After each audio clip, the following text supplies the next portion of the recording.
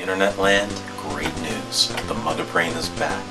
And after a long hiatus this summer, I decided I was going to return with not one, but two film reviews today. And the films that we'll be looking at are the latest Denzel Washington Mark Wahlberg film, Two Guns, and the sequel, Red 2. We're going to start with the more latest movie that just came out, and that's Two Guns. Two Guns is based on a comic book by Stephen Grant, which I never read, but it's Denzel Washington's first comic book movie, and the first for Mark Wahlberg if you discount the video game adaptation of Max Payne. In this film you have Denzel Washington playing a DEA agent undercover, and Mark Wahlberg playing an NCIS agent, and the two of them together are pretending to be criminals who are out to basically take down the same drug lord played by Edward James Olmos. And part of the job requires them to do a heist in a local bank somewhere near or outside the Mexican border. And they burn down a diner to get rid of some cops. They go in with these monster masks, and they go in and they're supposed to find some cocaine. Instead they find $43 million in a safety deposit box. They try to screw each other only to realize that the two men are in fact law enforcement agents, and realizing as the film progresses that they have been set up by their respective agencies by leaks in the DEA, leaks in the NCIS, as well as a leak in the CIA. The film's director, Balthazar Comacour, you may have never heard the name, but you may be aware of his work. His first American movie was Contraband with Mark Wahlberg, which came out last year, and so once again he's touching on the drug world in his second American film. And nice little contrast from the other movie, where Contraband was more of a serious action picture as well as a remake of a previous film that this director had produced. Two Guns plays out as more of a Lethal Weapon, Miami Vice type of action film, which I like. And there's a lot of nice bantering between Denzel and Marky Mark, which was kind of unexpected for the greatest actor of our generation, teamed up with one particularly polarizing actor in our generation. And you get some interesting chemistry between these two guys, and I don't think we've seen Mark Wahlberg this funny since Ted, and I don't think we've seen Denzel as tough and as youthful in quite some time.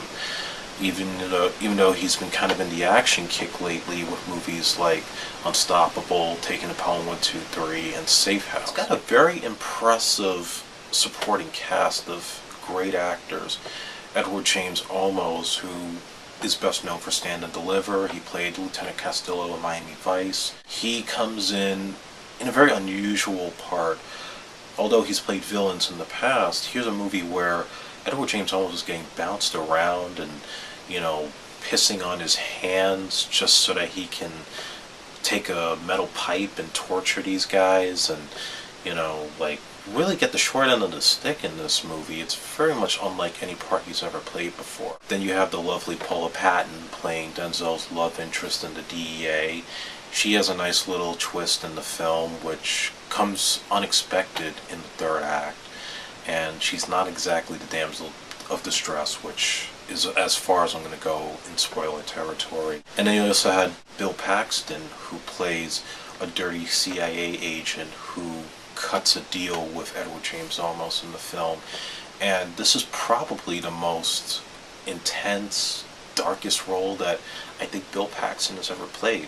For a guy that we know who's used to playing a lot of wimps, who's played, of course, weird people like in Big Love, or even playing, the clean-cut good guys in movies like Twister.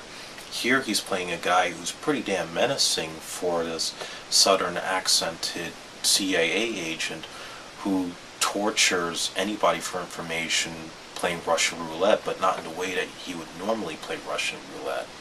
Instead of having the gun on the table, flipping it around and putting it to your head, he actually goes and he takes all the bullets out, leaves one in the chamber, and he just points at your arm or sometimes even your private parts.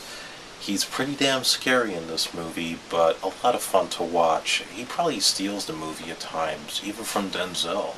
You had some interesting action scenes with interesting chase scene between Denzel and Marky Mark on the road after they first reconnect after they had tried to turn against each other. There's one really cool scene where Denzel breaks into Marky Mark's apartment, not knowing that Marky Mark has a sniper rifle outside, watching his every move. And the next thing you know, the NCIS people are trying to look for Marky Mark in his apartment.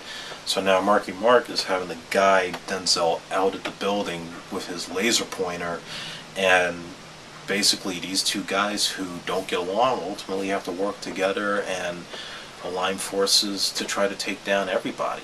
You know, there's nobody in this film that can be trusted, and these two guys certainly don't trust each other. That's as far as I would say that I liked the film. I did feel that sometimes the humor didn't quite click.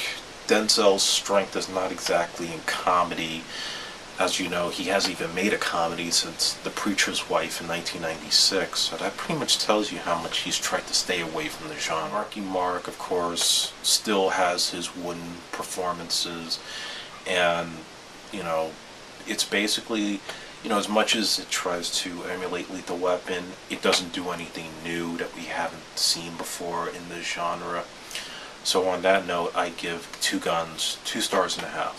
Very enjoyable if you're a fan of these guys, but as far as originality or any kind of sense that this is going to be different from any action buddy comedy that you've ever seen before, you're not going to get it here. Now we go on to Red 2, the sequel to the 2010 film which starred Bruce Willis, John Malkovich, and Mary Louise Parker, as well as the lovely Helen Mirren. If you haven't seen the first one, this movie deals with a group of former agents, mainly from the CIA, who are retired but are still considered extremely dangerous by their respective governments. I'm not going to get into the first movie. If you haven't seen it, it's on Blu-ray now and on DVD. This film takes place, I guess, a couple of months or a year after the events of the first Red movie. You have Bruce Willis and Mary Louise Parker, who are now a couple trying to get on with their lives. And Mary Louise Parker still kind of loves all the action and excitement that happened in the first film.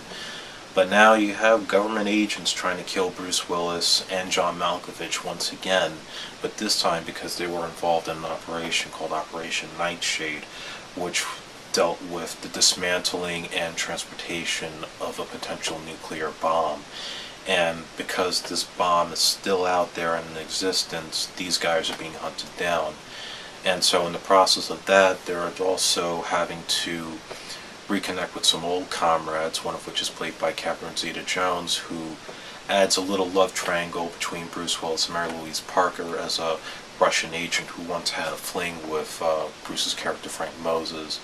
And this time around, Helen Mirren is not necessarily working with Bruce and John like in the first movie, but now she's working with the London Interpol to actually hunt these guys down. But there's a nice little twist to that, so we're not going to spoil it here. You also have some other new additions, like Anthony Hopkins playing the scientist who was involved in the creation of the Nightshade bomb, and is just basically an old guy locked in an institution who still thinks he's like 30-something years old, even though he's like in his 70s.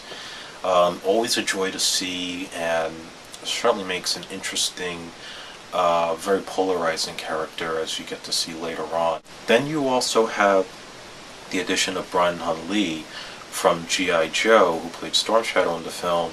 Here he plays an apprentice of Bruce's character, who still has, for whatever reason the film never quite explains, still has a grudge against Bruce for some things that happened in the past. So he's one of the guys that gets hired by the American government to hunt him down. This time around, the film's director is Dean Parasat.